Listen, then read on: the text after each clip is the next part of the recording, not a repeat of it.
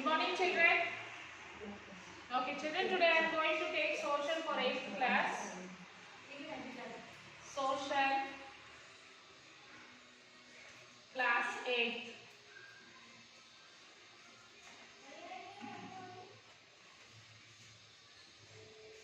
Chapter 10,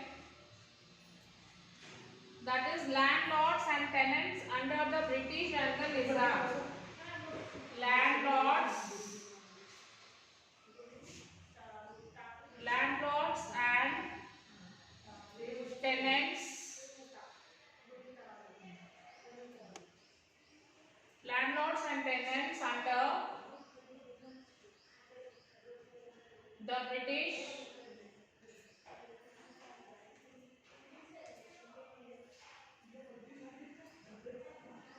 and the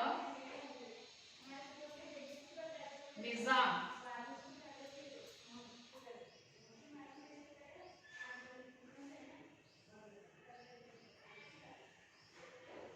Yes. Chapter 10, landlords and tenants under the British and the Nizam. Open your textbook, children.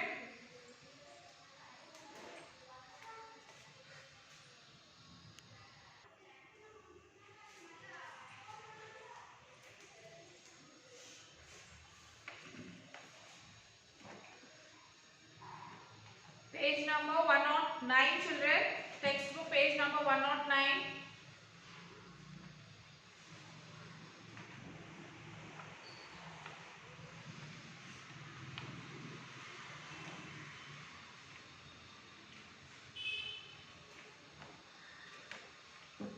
Okay, Zamindars and peasants in Mughal times. During the time of the Mughal emperors, the Zamindars collected land revenue from the peasants on the behalf of emperor. So, during the Mughal ruling time, the Zamindars used to collect the land from the peasants.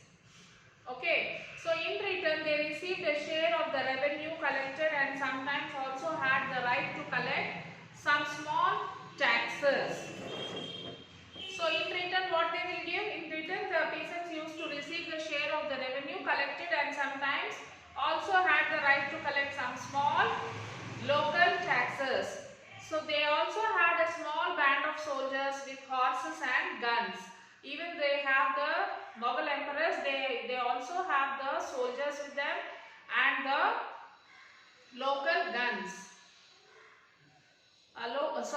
They also had a small band of soldiers with horses and guns. Okay, their houses were like small forts called Gadi in Telangana. So their houses will be like a small forts which is called as Gadi in Telangana. This enabled them to control the nearby villages. As revenue collectors, the zamindars often acted as the intermediates between the government and peasants.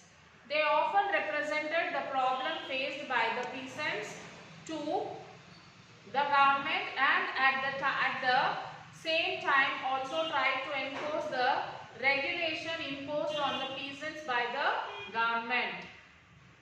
The zamindars also owned land on which the laborers worked.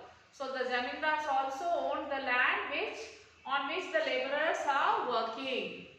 This was called their self-cultivated land or Kudgarshit lands. So this was called as self-cultivated land or Kudgasht lands. They also gave their land to peasants to cultivate in exchange for either a share of the produce or for a fixed rent. And also the zamindars, they gave their land to the peasant to cultivate the farms.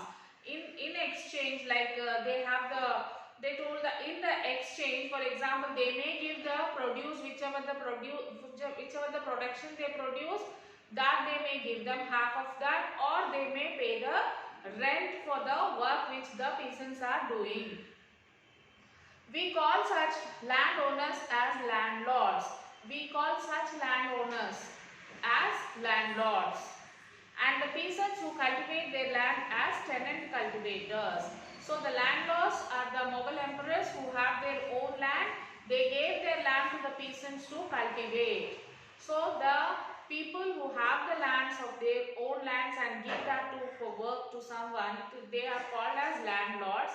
And the peasants who work in others' land, they are called as tenants, tenant cultivators.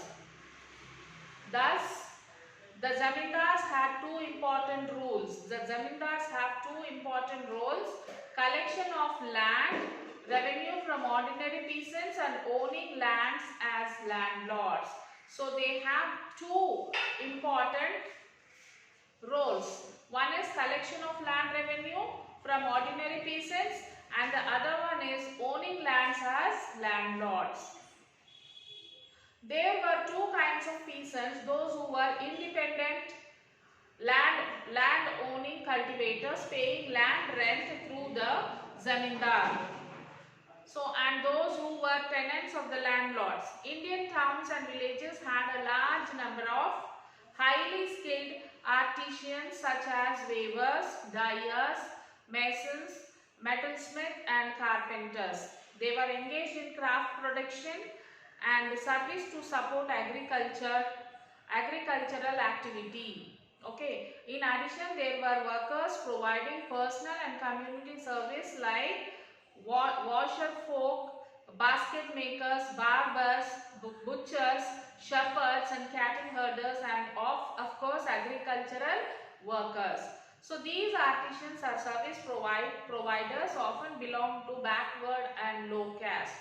So the people who are this different category peoples whom we have mentioned just now, they belong to the backward class and the low caste.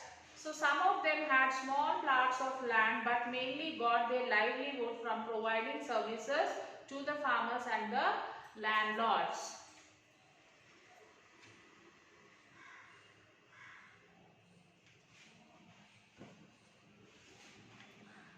The permanent settlement changes introduced by the British. Permanent settlement changes introduced by the British.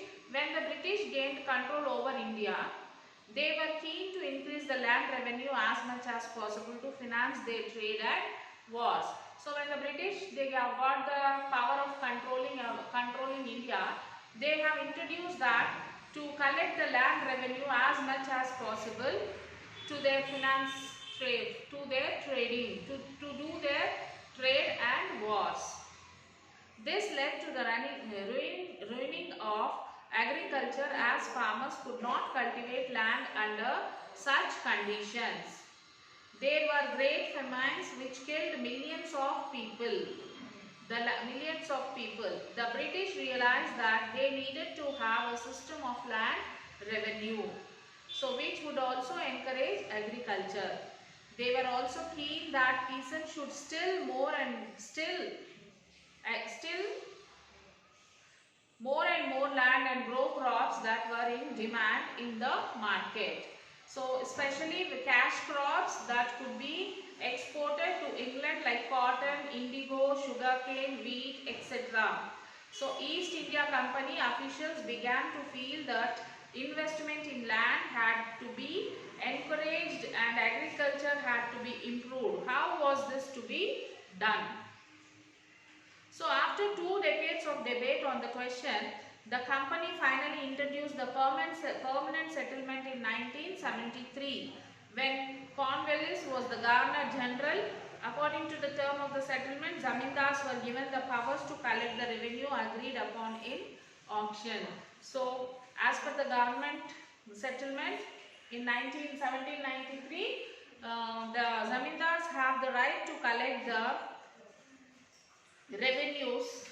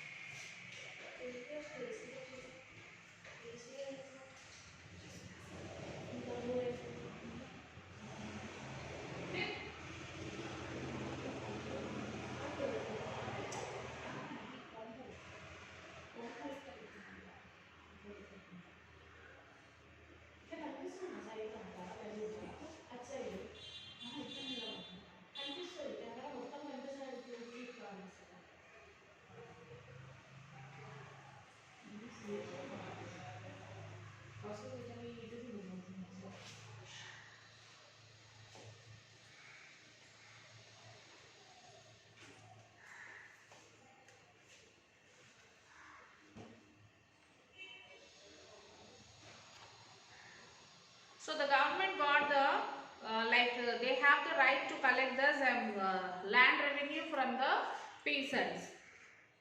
The zamindars, however, collected more revenue than agreed upon the auction. So the zamindars, however, they got the permission to collect the land revenue from the peasants. But what they are doing, they are collecting more revenue from the peasants.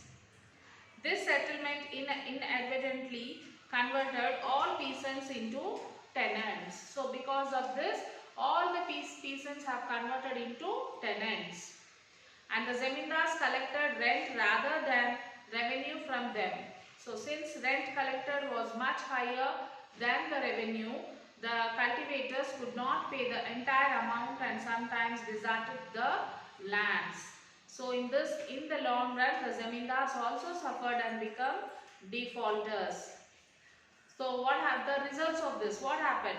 The company officials soon discovered that the zamindars were in fact not investing in the improvement of land. The revenue that had been fixed was so high that the zamindars found it difficult to pay it. There were no remissions of revenue in times of crop failure and famine. Anyone who failed to pay the revenue lost his zamindari. Numerous zamindaris were sold off at auctions organized by the company. This created much instability in the villages and the old zamindars were rapidly replaced by the new ones. So by 1820 the situation changed, the prices of grains in the market rose and the cultivation slowly expanded. This meant an increase in the income of the zamindars, but no gain for the company as it could not increase the revenue demand that had been fixed permanently. Even then, the zamindars were not interested in improving the land. Some had lost their lands in the earlier years of the settlement. Others now have saw the possibility of earning without the trouble and risk of investment as long as the zamindars could give out the land to tenants and get rent. They were not interested in improving the lands. Population was increasing rapidly and the zamindars could keep evicting peasants and giving the land to new ones at higher rents. On the other hand, in the villages, the cultivation found the system extremely oppressive. The rent they paid to the zamindar was high and their rent on the land was insecure. So read this lesson, children. To pay the rent, they had to take loans from the money lenders, and when the farmers failed to pay the rent, they were evicted from the land and they had cultivated for generations. No cultivation for generations. So the peasants won't be able to pay the loan amount, and the zamindars, they used to take the lands from them, and the zamindars will become the tenants of their own land, and for future generation they don't have any land for the cultivation. So read this lesson, children. Now take out your classwork.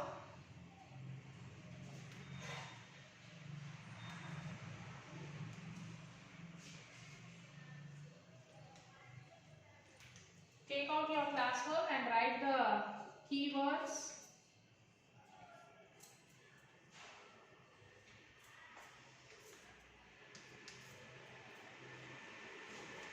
Keywords which are there behind the lesson. Okay. Land loss, samsthanam, royalty, money lenders, inamdars, deshmukh, jagirs, patta. Write these hard words in your book.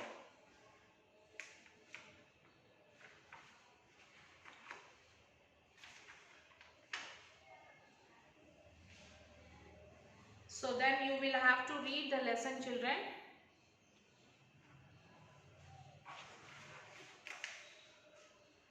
Lesson number 10, you will have to read the lesson.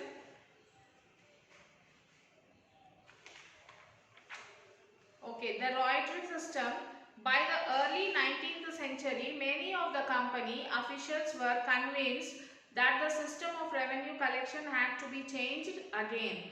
So by the early 19th century, what happened? Many of the company officials, they were convinced that the system revenue collection should be changed. How could revenue be fixed permanently at a time when the company needed more money to meet its expenses of administration and investment in trade? So how a company can permanently fix the revenue? So it has to be changed because the company has to run, it has to take care, it has to pay the rent for the company, wages for the workers, investment for the machines, all these things also the company has to bear. So the districts of Bellary, Anantapur, Kadapa and Kurnool were ceded to the British by the Nizam on account of debt in maintaining the British contingent. So this area is known as Rayalaseema. Thomas Mondra was appointed as the principal collector of these districts in November 1800.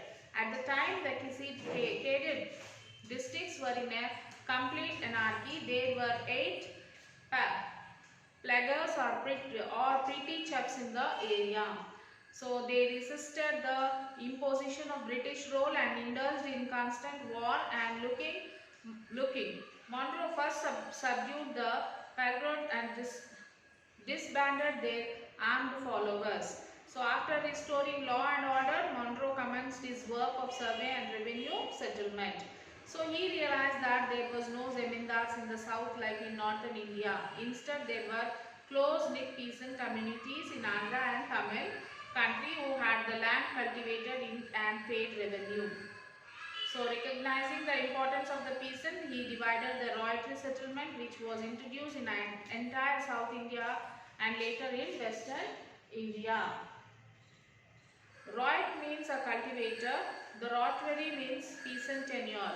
It was decided to collect revenue from the actual cultivators, owners of the land who either worked on the land themselves or got the lands cultivated by others. Under this settlement, the peasants cultivating the land were identified, their field was identified and a survey number was given to every piece of land fixing the legal ownership. The yield price situation market continuous and the crop cultivated was taken into account to decide the tax per acre.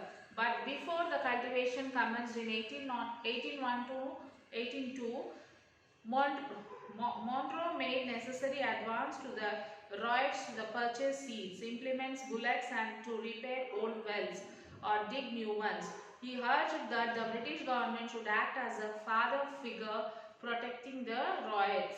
This proved very effective and the year saw a bumper crop and very good revenue collection. This confirmed that Monroe approach was right. Only small regions, most parts of the country still continue to depend upon rainfall. So the expectation that the zemindars and the prosperous royals would invest in smaller irrigation projects like wells and tanks did not materialize. So this is what about the royalty system, children. Now it is the time for you to read the lesson once, twice or thrice. After reading the lesson, write the keywords. And after writing the keywords, write this Sakshi in your classwork. Sakshi, social, 8th class, homework. Read lesson 10 and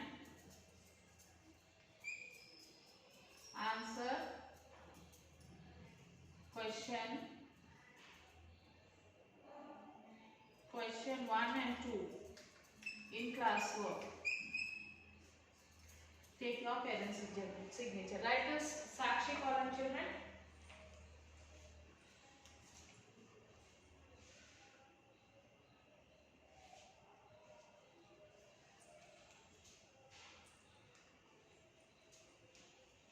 Okay, so you will have to read the lesson and write first and second question answers. After reading the lesson, you will be able to write first and second answer. If you are not able to write, you can refer the workbook and write the question answer, children. Okay, take your parents' signature. Children, take care children. We'll meet you in the next class. Bye.